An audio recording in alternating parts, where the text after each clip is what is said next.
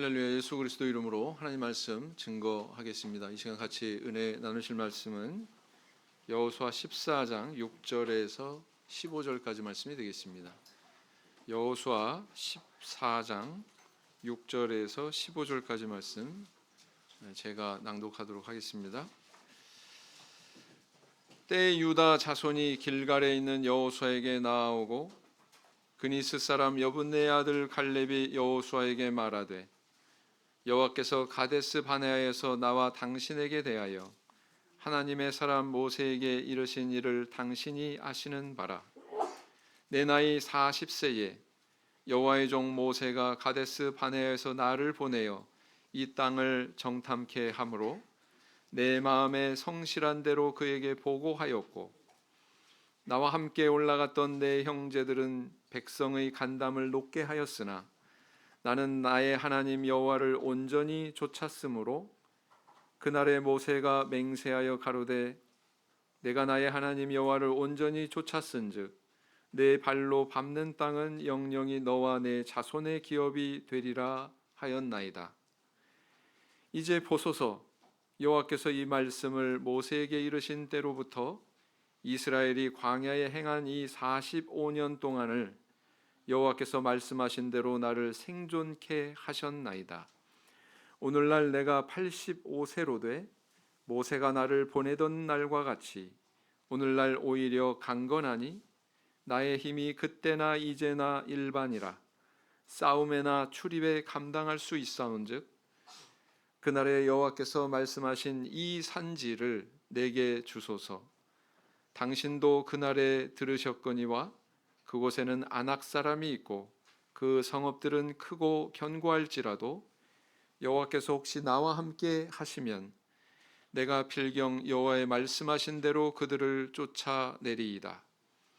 여호수아가 여분네 아들 갈렙을 위하여 축복하고 헤브론을 그에게 주어 기업을 삼게 하매 헤브론이 그니스 사람 여분네 아들 갈렙의 기업이 되어 오늘날까지 이르렀으니 이는 그가 이스라엘의 하나님 여호와를 온전히 좇았음이며 헤브론의 옛 이름은 기럇 아르바라. 아르바는 아낙 사람 가운데 가장 큰 사람이었더라. 그 땅에 전쟁이 그쳤더라. 이스라엘의 남부 지역을 일컬어서 네게부 이렇게 일컫습니다. 네게부는 남방이라는 뜻이고요. 그곳은 사막입니다. 이렇게 과거에는 이 땅이 황무지고 사막이었지만 현대에 와가지고 굉장히 커다란 기적이 일어났어요. 이곳으로부터 200km 떨어진 갈릴리 호수에서 송수관을 깔고서는 물을 끌어왔습니다. 뿐만 아니라 또 지중해로부터 해수를 끌어와 가지고 이 담수화 공장, 이 해수를 농업용수로 쓸 수가 없잖아요. 그러니까 이것을 짠 기운을 싹 제거하고 담수화, 그러니까 이제 농업용수로 쓸 수 있도록 그렇게 바꾸는 그런 과정이죠. 그래서 이렇게 공장을 통해서 담수로 만들어 가지고 이 땅에다가 이제 쫙 뿌리고 공급을 했던 것입니다. 그랬더니 이 척박한 이 사막이 옥토로 변하게 됐습니다. 어느 정도로 옥토로 변하게 됐냐면 농사를 연 3회를 할 수가 있다고 그래요. 이곳에서는.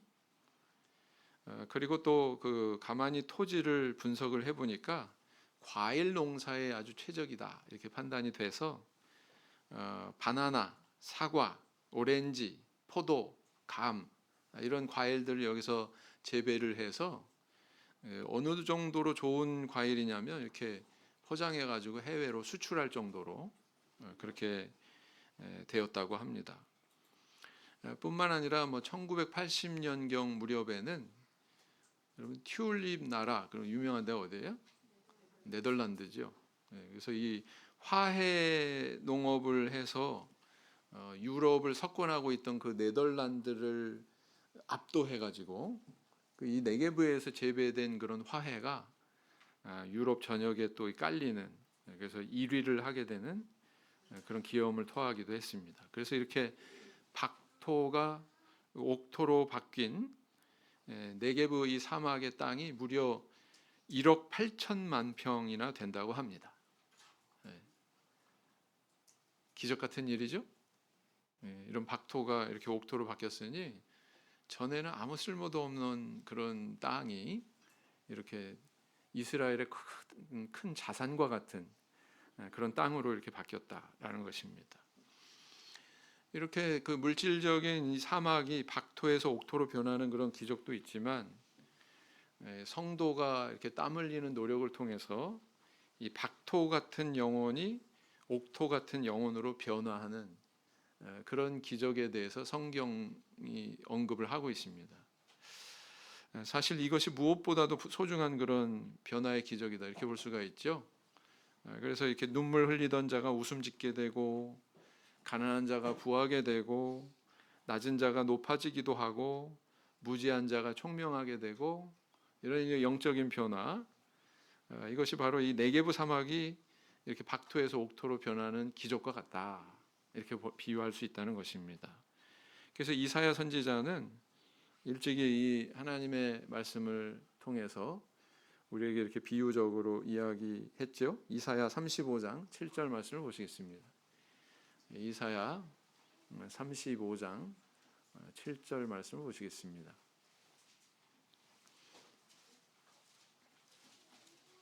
이사야 35장 7절 말씀. 이사야 35장 7절 말씀을 보시겠습니다. 이사야 35장 7절 같이 읽겠습니다. 시작. 뜨거운 사막이 변하여 못이 될 것이며 메마른 땅이 변하여 원천이 될 것이며 실황에 눕던 곳에 풀과 갈대와 부들이 날 것이며 그랬어요. 이게 실제로 이렇게 된다는 것이 아니라 비유적으로 이야기하는 겁니다. 우리의 영혼이, 우리의 심령이 이렇게 변화한다. 이렇게 비유적으로 얘기하는 거죠. 우리는 어떻게 이 박토와 같은 내 영혼이 옥토와 같은 그런 영혼으로 이렇게 변화하는 기적을 체험할 수 있을까요? 사실 그것은 우리 자신에게 달려 있다. 이렇게 볼 수가 있습니다. 우리 자신의 태도가 어떠하냐 여기에 달려 있다. 우리는 어떻게 하나님이 기뻐하시고 내 영혼에게 복이 되는 그런 신앙의 길을 걸어갈 수 있을까요? 오늘은 이 여호수아가 헤브론 산지를 요구하면서 이렇게 말했죠. 이 산지를 내게 주소서. 이렇게 말했던 갈렙의 신앙을 살펴보고 함께 은혜를 나누는 시간을 가지고자 합니다. 자, 이제 가나안 정복 전쟁이 끝났습니다. 그 다음에 해야 되는 게 뭐죠? 정복된 그 땅을 분배하는 일이 이제 남아 있었습니다. 그래서 이제 이렇게 땅을 분배하는 가운데 지도자 여호수아는 이렇게 지파별로 하나님의 명을 쫓아서 그 땅을 분배하는 그런 과정에 있었습니다. 요단 동편 거기는 루벤, 갓, 므낫세 반지파가 이미 요단을 건너기 전에 분배를 받았습니다. 나머지 9지파 반은 요단 서편의 땅을 분배받게 되죠. 유다 지파 역시 요단 서편에 있는 땅을 분배받게 되었습니다. 그런데 그 유다 지파에 속한 그니스 사람 갈렙이 여호수아에게 아주 특별한 요청을 하게 되죠. 그 요청의 내용은 뭐냐면 헤브론 산지를 저에게 주십시오. 이 산지를 내게 주십시오. 이렇게 요청을 했다는 것입니다. 그런데 이 헤브론 산지는 과연 어떤 땅이었나요? 기름지고 좋은 그런 땅이었을까요? 그렇지 않습니다. 그것은 개간되지 않은 척박한 그런 산지였다라는 것입니다. 농사를 지으려면 평지가 좋아요? 산지가 좋아요? 평지가 좋죠. 이스라엘에 평지가 없는 게 아니에요. 샤론 평야도 있고 저기 북쪽으로 갈수록 해안으로 갈수록 평지가 많습니다. 동쪽으로 갈수록 산지가 많고요. 근데 이 갈렙이 요구한 이 땅은 이제 정착해서 살아야 될 거 아닙니까? 여기 분배 받았으니까. 정착민한테 적절한 것은 유목민이 아니에요. 유목민으로서의 그런 그 가축을 기르고 그런 것보다는 이제 씨 뿌려 가지고 농사 짓고 정착하는 사람들은 그걸 추구하게 되어 있습니다. 그럼에도 불구하고 이렇게 농사에 적절한 그런 뭐 평지를 구한 것도 아니고 뭐라고 그랬냐면은 산지를 주십시오 이렇게 얘기했다는 것입니다. 뿐만 아니라 그 땅에는 누가 있어요? 아낙 자손이 살고 있었다. 아낙 자손은 어떤 족속이냐? 한마디로 거인족이었습니다. 거인족. 거구의 막 신체가 막 기골이 장대한 이런 사람들이 살고 있는 곳인데 이것은 바로 40년 전에 이스라엘에서 이스라엘 백성들이 가데스 바네에서 파송했던 12 정탐꾼들을 벌벌 떨게 했던 그 정탐꾼 중에서 10명을 벌벌 떨게 했던 바로 그 자손이 바로 아낙 자손이다라는 거예요. 그럼에도 불구하고 갈렙은 이 여호수아에게 바로 이 땅을 요구한 겁니다. 이 산지를 내게 주십시오. 갈렙은 왜 이 헤브론에 있는 이 산지를 요구를 했을까요? 그것을 요청하면서 그는 자신이 걸어온 45년의 세월에 대해서 언급하고 뿐만 아니라 자기의 건강 상태에 대해서도 언급을 하고 있습니다. 그래서 이 말을 가만히 곱씹어 보면 이 갈렙의 요청의 말 속에 사실 오늘날 안주하기를 즐겨하는 우리에게 경종을 울리는 소중한 신앙의 교훈을 발견할 수가 있죠. 자, 그러면 그 교훈은 구체적으로 무엇일까요? 바로 이런 것입니다. 첫째는 뭐냐면 과거의 그 하나님의 말씀을 온전히 쫓아라. 과거의 그 하나님의 말씀을 온전히 쫓아라. 이것을 우리에게 교훈하고 있습니다. 여러분 오늘 본문에 보시면은 하나님 여호와를 온전히 쫓았다 이런 표현이 몇 번 나오는 줄 아십니까? 3번 나오고 있죠. 8절의 마지막 부분에 뭐라고 나와 있어요? 나의 하나님 여호와를 온전히 쫓았으므로, 그죠? 그다음 9절에 그날에 모세가 맹세하여 가로되 내가 나의 하나님 여호와를 온전히 쫓았은즉. 자, 8절은 갈렙 자신이 하는 얘기고 9절은 모세가 하는 이야기고 그다음 14절에 한 번 더 나오죠. 헤브론이 그니스 사람 여분네 아들 갈렙의 기업이 되어 오늘날까지 이르렀으니 이는 그가 이스라엘의 하나님 여호와를 온전히 쫓았음이며 이렇게 기록하고 있습니다. 이것은 누구의 음성이냐면 여호수아의 저자가 하는 이야기입니다. 그래서 갈렙 자신 모세뿐만 아니라 여호수아의 저자도 이 신앙에 대해서 동의하고 있는 거예요. 여호와의 말씀을 온전히 쫓았다 이렇게 이야기하고 있다는 것입니다. 이게 도대체 무슨 뜻일까요? 여호와를 온전히 쫓았다. 그것은 바로 가나안 정탐꾼으로 40년 전에 자신이 파송되었을 때의 일을 말하고 있는 것입니다. 그때 나는 여호와를 온전히 쫓았다. 이걸 얘기하고 있거든요. 모세가 가데스 바네아에서 가나안 땅을 정탐케 하기 위해서 12명을 지파별로 선별을 했습니다. 그래서 파송을 하게 됐는데 그렇게 정탐한 후에 돌아온 이 사람들 가운데 10명은 어떤 보고를 했습니까? 부정적인 보고를 했어요. 그래서 거기에는 아낙 자손이 있는데 네피림 같더라. 거인 같더라. 그리고 또 거기에 비하면 우리는 메뚜기 같더라. 이 이야기를 듣고는 백성들의 믿음이 무너졌어요. 그래서 한 행동이 뭐였습니까? 땅에 주저앉아 가지고 대성통곡을 했다 그랬어요. 대성통곡을 했다. 그리고 이 절망이 얼마나 깊었는지 긍정적인 보고를 한 사람을 막 돌이라도 던질 기세로 그렇게 대했다라는 거예요. 그래서 이런 불신 때문에 40년 광야 생활을 하게 되는 그런 원인이 되죠.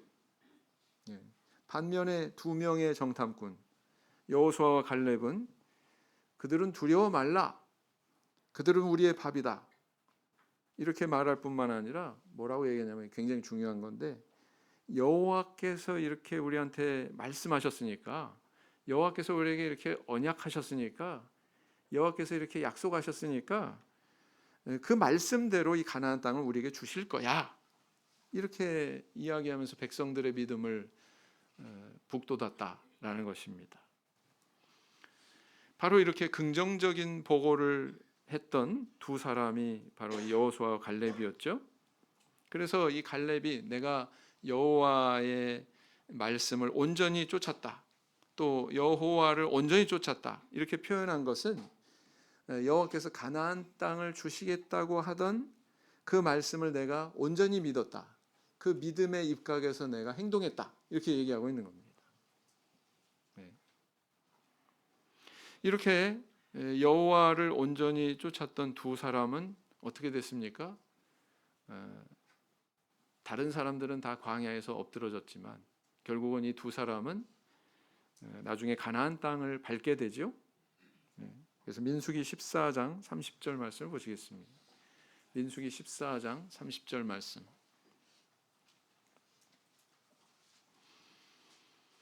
민수기 14장 30절 말씀 같이 읽겠습니다. 민수기 14장 30절. 여분네의 아들 갈렙과 눈의 아들 여호수아 외에는 내가 맹세하여 너희로 거하게 하리라 한 땅에 결단코 들어가지 못하리라 그랬어요.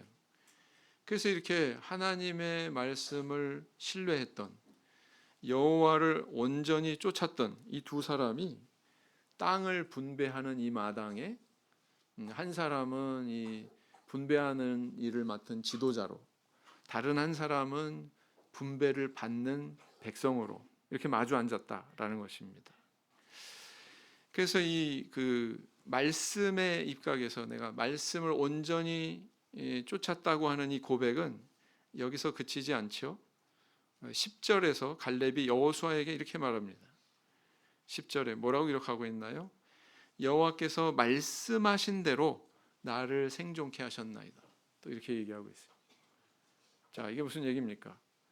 내가 지금 45년이 지나도록 이렇게 죽지 않고 생존한 것은 우연한 일이 아니라 그것은 여호와께서 내게 말씀하신 대로 이렇게 성취된 결과다. 가나안 땅에 들어갈 거다. 분명히 이렇게 말씀하셨죠? 그 말씀하신 대로 내 성취가 됐다. 이렇게 보는 거예요. 그리고 이어서 12절에 또 다시 말하고 있죠. 내가 필경 여호와의 말씀하신 대로 그들을 쫓아내리이다. 이렇게 얘기하고 있습니다. 과거에 말씀하신 대로 내가 지금 이렇게 생존하고 있는 걸 보니 미래에 대해서 말씀하신 그 하나님의 말씀대로 내가 저 산지의 이방인들을 쫓아낼 수 있을 것입니다. 이렇게 얘기하고 있는 거란 말이에요. 맞죠? 네. 그래서 이처럼 과거에 그 말씀이 성취된 것을 통해서 미래에도 이 나에게 주신 그 말씀이 성취될 것이다. 이렇게 확신했던 신앙이 바로 이 갈렙의 신앙이었다라는 것입니다. 그래서 이 갈렙의 믿음의 고백 앞에 여호수아는 그 헤브론 산지를 갈렙에게 주게 되고, 그것이 결국은 영원히 갈렙 집안의 기업이, 재산이 되게 되는 것입니다. 여호수아 14장 14절 말씀을 보시겠습니다. 여호수아 14장 14절 말씀. 여호수아 14장 14절 같이 읽겠습니다. 시작. 헤브론이 그니스 사람 여분네 아들 갈렙의 기업이 되어 오늘날까지 이르렀으니 이는 그가 이스라엘의 하나님 여호와를 온전히 쫓았음이며 그랬어요. 여러분, 사도행전 23장 11절에 보면 우리 하나님께서 감옥에 있는 게 아니죠. 고린도에 머물러 있었던 바울에게 이렇게 이야기합니다. 너를 내가 로마에 보내겠다. 네가 나의 일을 증거한 것 같이 내가 또 로마에서도 증거하게 하리라. 감옥에 있었었죠. 제가 말을 잘못했습니다. 자, 이 말씀을 바울 사도에게 주셨어요. 그 이후로의 여정은 뭐냐면은 바울 사도가 로마로까지 가느냐 못 가느냐, 가는 길에 어떤 일이 일어나느냐, 여기에 이제 초점이 있는 거죠. 근데 이 하나님의 말씀이 있은 이후에 어떤 일이 일어납니까? 40여 명의 그 자객들이 바울의 생명을 노립니다. 죽었어요? 안 죽었어요? 안 죽었어요.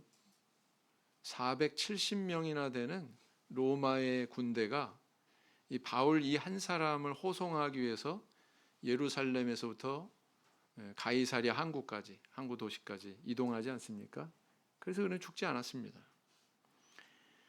그런데 이제 배를 타고 항해를 하는데 풍랑에 의해서 배가 파선하게 됩니다. 근데 바울 사도가 죽었어요? 안 죽었어요? 안 죽었어요.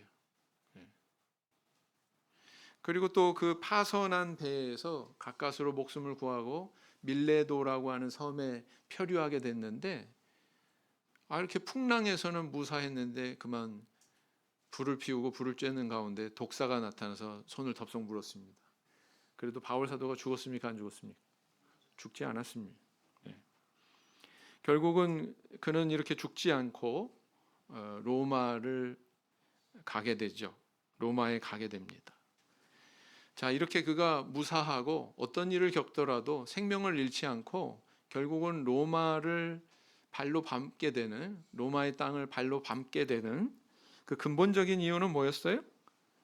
근본적인 이유는 바로 이 사도행전 23장 11절에 내가 예루살렘에서 나의 일을 증거한 것처럼 로마에서도 증거하여야 하리라, 이 말씀이 있었기 때문이에요. 하나님의 말씀은 폐해지지 않습니다. 하나님의 말씀은 온전히 성취됩니다. 바로 그 말씀이 바울 사도를 이렇게 보호하고 있었던 것이거든요. 오늘날 우리는 이 하나님의 말씀에 대해서 어느 정도 신뢰를 하고 있습니까? 그냥 믿음이라고 하는 건 막연한 긍정적인 사고를 얘기하는 게 아니에요. 뭐 어떤 일을 겪어도 뭐 잘 되겠지, 긍정적으로 생각하는 낙천주의를 얘기하는 게 아닙니다. 그게 성경에서 이야기하는 믿음이 아닙니다. 그런 정도의 믿음은 세상 사람들도 다 가지고 있는 거예요. 우리 이 성경 안에서 이야기하는 믿음은 뭐 그저 교회에서 봉사 열심히 하고 뭐 선행하고 이런 정도를 얘기하는 게 아닙니다. 근본적으로 믿음이란 이건 상대적인 그런 단어인데 하나님 말씀에 대한 믿음을 얘기하는 거예요. 하나님에 대한 믿음입니다. 그분의 존재, 그분의 말씀, 그분의 약속, 관계 속에서, 하나님하고의 관계 속에서 가지는 우리 인간의 태도, 그게 바로 믿음이다라는 것이죠. 그래서 과거에 하나님께서 이렇게 말씀을 하셨으니, 그것이 또 이렇게 성취가 됐으니, 그걸 근거로 해서 내게 주어진 현재의 말씀도 이렇게 성취될 거야. 그리고 미래에 언젠가 또 다른 말씀도 이렇게 성취될 거야. 이렇게 받아들이는 것이 바로 뭐다? 그게 바로 믿음이다. 그 성경이 이야기하는 믿음이다라는 것입니다. 그래서 그런 믿음에 입각해서 우리의 인생을 한 발자국 한 발자국 이렇게 살아 나아가는 것이 바로 이게 믿음의 길이라는 거예요. 믿음의 인생이다라는 것입니다. 갈렙은 바로 이런 신앙을 품고 있었어요. 그는 헤브론 산지를 자기 기업으로 요구했습니다. 그런데 그 밑바닥에는 뭐가 있었기 때문에 이렇게 요구하고 있어요? 하나님의 말씀을 온전히 쫓았기 때문에. 우리 성도님들은 하나님 말씀 온전히 쫓고 계십니까?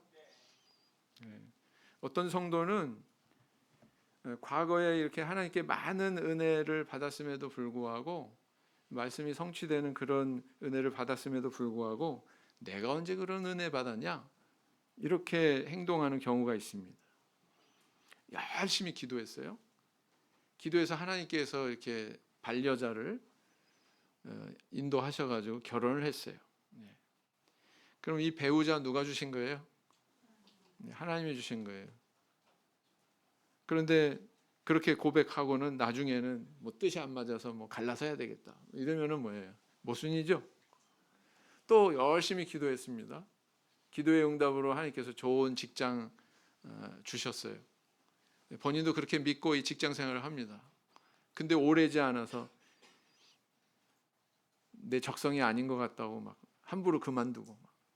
그럼 뭐예요? 이것도 모순이죠? 네, 그렇습니다. 그래서 과거에 대한 그 하나님의 은혜의 간증이 쓰레기가 되느냐, 아니면 이게 밑거름이 되느냐, 이게 어디에 달려 있어요? 우리가 말씀을 온전히 쫓았나? 쫓지 않았나? 여기에 달려 있다는 것입니다. 부디 갈렙처럼 하나님께서 과거에 이렇게 인도하셨으니 오늘도 그리고 장차 미래에도 그 말씀대로 나를 이렇게 인도하실 거야. 이런 말씀 붙들고 사시는 저희 성도님들 되길 원합니다. 시편 119편 116절 말씀을 보시겠습니다. 시편 119편 116절 말씀 보시겠습니다.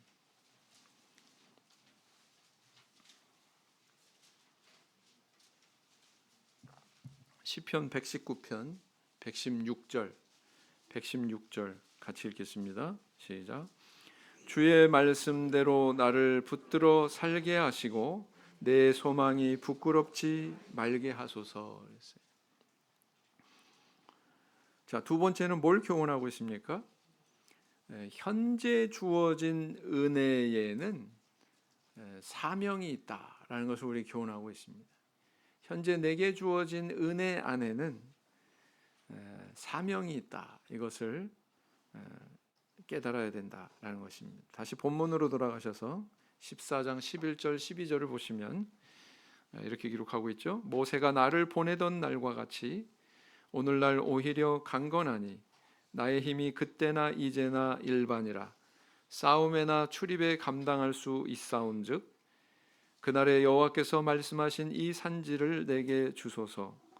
당신도 그날에 들으셨거니와 그곳에는 아낙 사람이 있고 그 성읍들은 크고 견고할지라도 여호와께서 혹시 나와 함께 하시면 내가 필경 여호와의 말씀하신 대로 그들을 쫓아내리이다. 그랬어요. 이 갈렙의 신앙은 과거에 주어진 그 하나님의 말씀을 온전히 쫓는 주목하는 그 것에만 있지 않았습니다. 다른 것에서 또 우리는 발견할 수가 있죠. 그의 믿음을 어디에서 발견할 수 있어요? 지금 현재 내게 주어진 은혜 속에서 사명을 발견하는 그를 우리는 보게 됩니다. 그가 현재 자신에게 주어진 은혜를 지금 고백하고 있는데 그 은혜가 뭐였습니까? 하나님께서 갈렙에게 허락하신 은혜가 뭐였어요? 건강의 은혜. 건강해요. 갈렙은 당시 85세 노인이 되었습니다. 근데 과거를 회상하면서 내가 그 45년 전에 40년 전에 자기의 그 건강 상태와 지금의 건강 상태가 똑같다. 이렇게 이야기하고 있죠.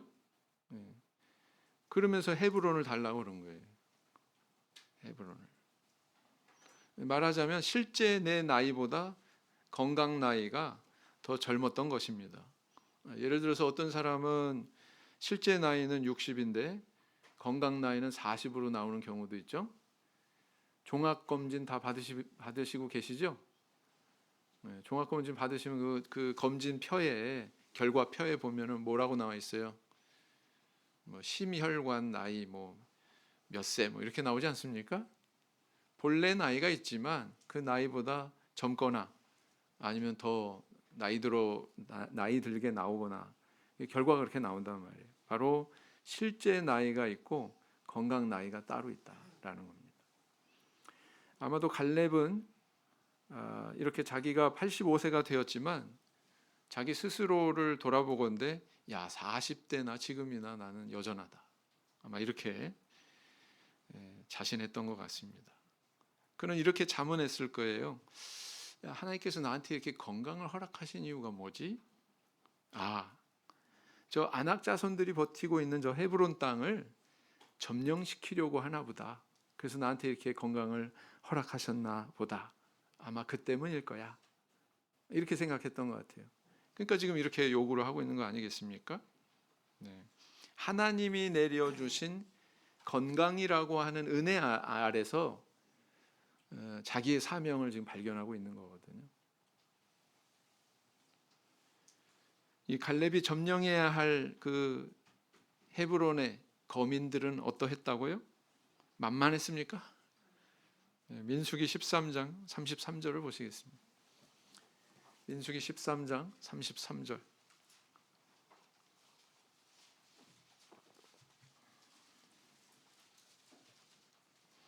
민수기 13장 33절. 33절. 거기서 또 네피림 후손 아낙 자손 대장부들을 보았나니 우리는 스스로 보기에도 메뚜기 같으니 그들의 보기에도 그와 같았을 것이니라 그랬어요. 네, 이게 바로 아낙 자손에 대한 서술입니다. 본문 15절에서도 아낙 자손을 키가 큰 거인족이라고 기록하고 있죠. 오늘 본문 말씀에도 만만한 족속이 아니었어요. 그럼에도 불구하고 갈렙은 바로 그런 족속이 있는 땅을 요구했던 것입니다. 이 갈렙의 요구에 대해서 우리 성도님들은 어떻게 평가를 하실 수 있을까요? 사람은 건강하게 살아야죠. 오래 살지만 더 중요한 건 뭐예요? 건강하게 오래 살아야죠. 부디 건강을 위해서 하나님 앞에 간구하시기 바랍니다. 근데 건강 자체가 우리 삶의 목적이고 사명은 아니에요. 그렇지 않습니까?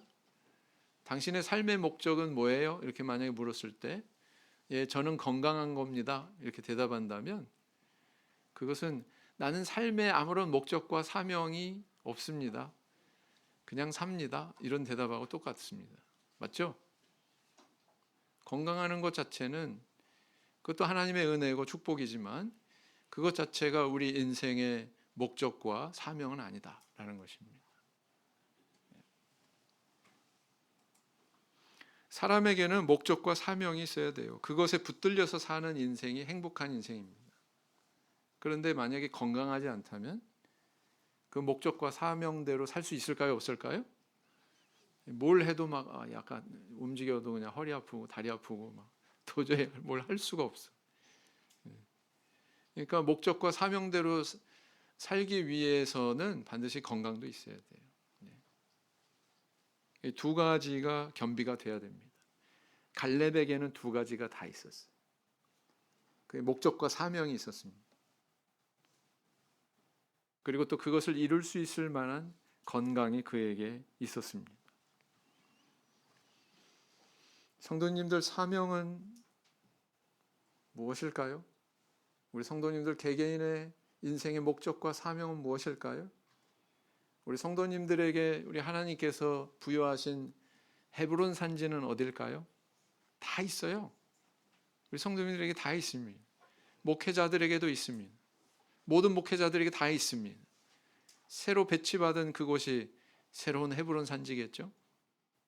우리 성도님들에게도 다 있습니다. 네. 중요한 것은 뭐냐? 나에게 지금 주어진 그게 건강이면, 그게 재물이면, 그게 어떤 권세면 내게 주어진 그 은혜 안에서 내 인생의 목적과 사명을 발견하는 것입니다. 그게 중요한 거죠. 성도님 건강하십니까? 건강에는 이유가 있어요. 권세가 있으십니까? 그 권세가 주어진 이유가 있습니다. 재물이 있습니까? 거기에는 다 이유가 있는 거예요. 어떤 이유요? 하나님께서 우리에게 맡기신 목적과 사명을 이루기 위한 수단으로 그것이 주어진 것입니다. 그게 우리가 소유하고 있는 은혜거든요. 갈렙은 바로 그것을 발견한 사람이었습니다. 내게 주어진 이 건강이라고 하는 은혜는 바로 이러이러한 목적과 사명이 있기 때문이다. 이것을 분명히 발견한 사람이었고 그걸 붙들고 살아간 인물이었다라는 것입니다. 부디 갈렙처럼 내게 주어진 은혜 속에서 자기 인생의 목적과 사명을 발견할 줄 아는 저와 우리 성도님들 되길 원합니다. 그 다음 세 번째는 뭐냐면 적극성과 겸손을 겸비한 신앙을 가져라. 이것을 우리에게 교훈하고 있습니다. 적극적인 태도와 겸손을 겸비한 신앙을 가져라. 이것을 우리에게 교훈하고 있습니다. 본문 말씀으로 돌아가셔서 12절을 다시 보시겠습니다. 12절을 보시면 그날에 여호와께서 말씀하신 이 산지를 내게 주소서. 당신도 그날에 들으셨거니와 그곳에는 아낙 사람이 있고 그 성읍들은 크고 견고할지라도 여호와께서 혹시 나와 함께 하시면 내가 필경 여호와의 말씀하신 대로 그들을 쫓아내리이다 그랬어요. 갈렙은 어찌 보면 수훈자지요. 여호수아와 더불어 참 산전수전 다 겪으면서 그렇게 신앙의 길을 달려온 최고 고참입니다. 최고참이니까 잘 개간된 저 해안지대의 평야를 달라고 그렇게 요구할 수 있었습니다. 땅이 아주 기름진 그런 옥토를 나에게 주세요. 이렇게 요구할 수도 있었어요. 그러나 갈렙은 그렇게 하지 않았습니다. 오히려 미개척지인 헤브론을 요구했습니다. 이 평지를 내게 주소서가 아니라 이 산지를 내게 주소서, 한마디로 이렇게 요구했다는 거죠. 네. 갈렙의 이런 모습과는 정반대되는 신앙의 모습도 성경이 기록하고 있습니다. 누굴까요? 여호수아 17장에 가면 오늘 읽지는 않았습니다만 17장 15절 18절에 요셉 자손이 등장합니다. 여호수아 17장 15절 18절에 요셉 자손이 등장해요. 요셉 자손은 누구를 얘기하는 겁니까? 요셉의 두 아들이 있었죠. 에브라임과 므낫세. 얼마나 그 아버지를 잘 둔 두 아들입니까? 그로 인해서 형성된 두 지파지 않습니까? 에브라임, 므낫세. 그런데 이 요셉 자손들이 여호수아에게 다른 땅을 더 줘요 이렇게 요구를 합니다. 분배받은 땅 위에 이외에 다른 땅을 주세요 이렇게 요구를 했어요. 왜냐하면 이미 분배받은 그 땅은 철병거가 있고 또 산지입니다. 여기에 좀 불만족하고 있었던 것 같습니다. 그랬더니 이제 여호수아가 요셉 지파한테 이렇게 말하죠. 너희가 개척하라. 개척하면 너희 땅이 된다. 이렇게 이야기하고 있습니다. 이 갈렙은 이 다른 백성이 꺼리는 땅에 대해서 이렇게 요구를 했는데 요셉 지파는 그러지 못했다라는 것이죠. 그렇다면은 이렇게 생각해 볼 수가 있어요. 갈렙은 교만했나? 너무 자기 자신에 대해서 과신한 거 아닌가? 그러니까 이렇게 험지를 달라고 산지를 달라고 이렇게 요구했지. 좀 교만한 거 아니야? 뭐 이렇게 질문을 던져볼 수가 있지 않습니까? 그런데 그렇지 않았다는 거예요. 갈렙은 먼저 나서서 땅을 요구하는 적극성이 있었지만 반면에 이렇게 이야기하고 있습니다. 하나님이 함께 하시면 내가 그 땅을 정복하게 하실 것입니다. 나한테 그 땅을 주면 내가 그 땅을 정복할 겁니다. 이렇게 얘기하지 않았어요. 뭐라고요? 하나님이 함께 하시면 내가 그 땅을 정복하게 하실 것입니다. 이렇게 얘기했다는 거예요. 정복하는 주체가 내가 아니라 누가 하게 하신다는 거예요? 하나님이 하게 하신다는 거예요. 이게 하나님이 이루신다는 거예요. 내 능력이 아니라 하나님 능력, 내 뜻이 아니라 하나님의 뜻이 이렇게 이루어질 것이다. 이런 겸손함을 우리는 발견하게 됩니다. 결국 이런 갈렙의 믿음대로 하나님은 그와 동행하셨고 아낙 자손을 기필코 쫓아낸 다음에 헤브론을 정복하게 되죠. 사사기 1장 20절. 사사기 1장 20절. 사사기 1장 20절 말씀 보시겠습니다. 사사기 1장 20절. 같이 읽겠습니다. 시작. 무리가 모세의 명한 대로 헤브론을 갈렙에게 주었더니 그가 거기서 안악의 세 아들을 쫓아내었고 그랬습니다. 여러분, 이 사사기 1장 2장을 가만히 읽어보시면서 반복구를 찾으시면 이게 계속 반복적으로 나와요. 뭐냐면 쫓아내지 못했다, 쫓아내지 않았다, 계속 나옵니다. 이 표현이. 근데 두 번인가 쫓아냈다라는 표현이 나오는데 그 쫓아냈다라고 하는 그 표현에 해당되는 인물이 바로 누구냐면 갈렙이란 말이에요. 다른 지파들은 쫓아내지 못했어.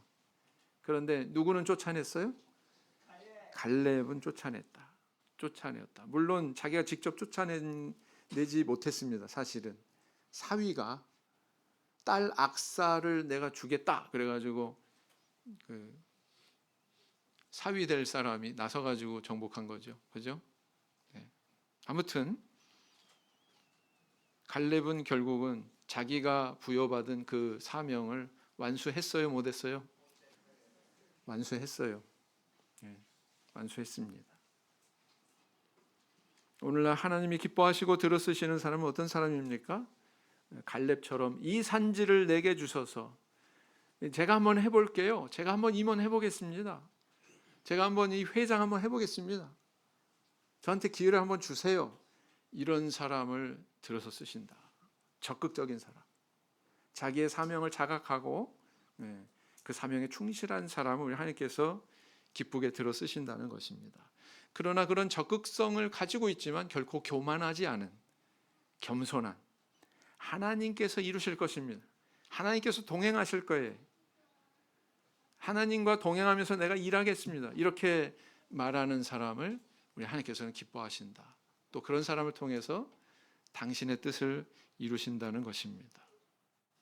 바로 이렇게 적극적이지만 교만하지 않고 겸손할 줄 아는 이런 모습의 사람을 통해서 우리 하나님께서는 당신의 뜻을 이루어 가신다는 것입니다. 하나님은 이렇게 갈렙과 같은 인물을 통해서 박토와 같은 사막과 같은 우리 주변의 땅을 옥토로 바꾸시는 그런 기적을 주신다는 것입니다.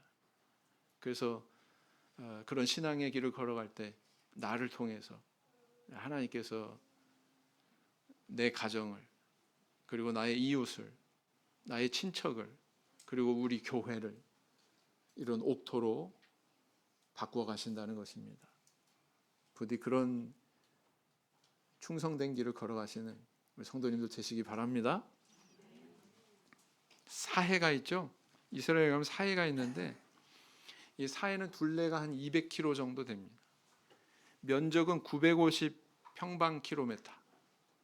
바다보다 10배나 짜기 때문에 물고기가 살 수가 없어요. 그래서 붙여진 이름이 뭐냐면은 사해입니다. 야, 여기 물고기도 없고 여기서 뭐 낚시할 수도 없고 이거 뭐에 써먹나? 오랜 동안 쓸모없는 바다로 그렇게 여겨졌습니다. 오죽하면 사해라고 불렀겠어요.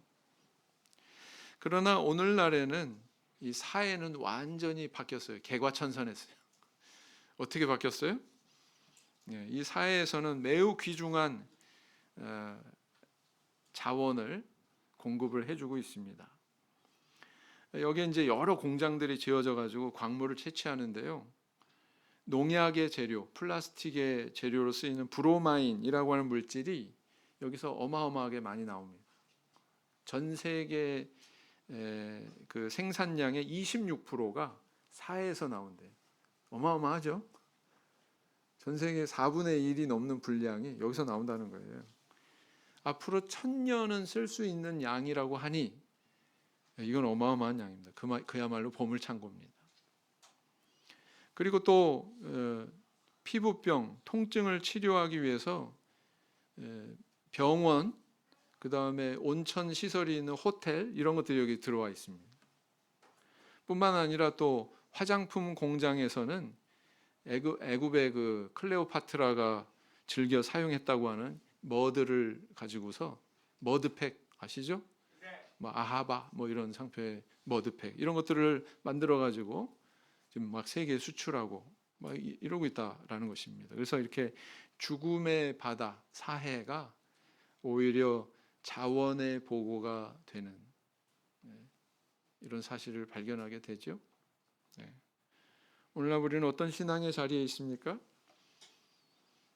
부디 이 갈렙처럼 말씀을 온전히 쫓아서 또 내게 부어진 은혜 안에서 사명을 발견하셔서 그리고 적극적이고 또 겸손한 그런 신앙의 태도를 소유하셔서 이런 사해가 자원의 보고가 되는 네게부 사막이 박토에서 옥토로 바뀌는 그런 기적의 역사가 우리 성도님들의 삶의 주변에 항상 일어나기를 예수님 이름으로 기원드립니다. 묵상기도 하시겠습니다.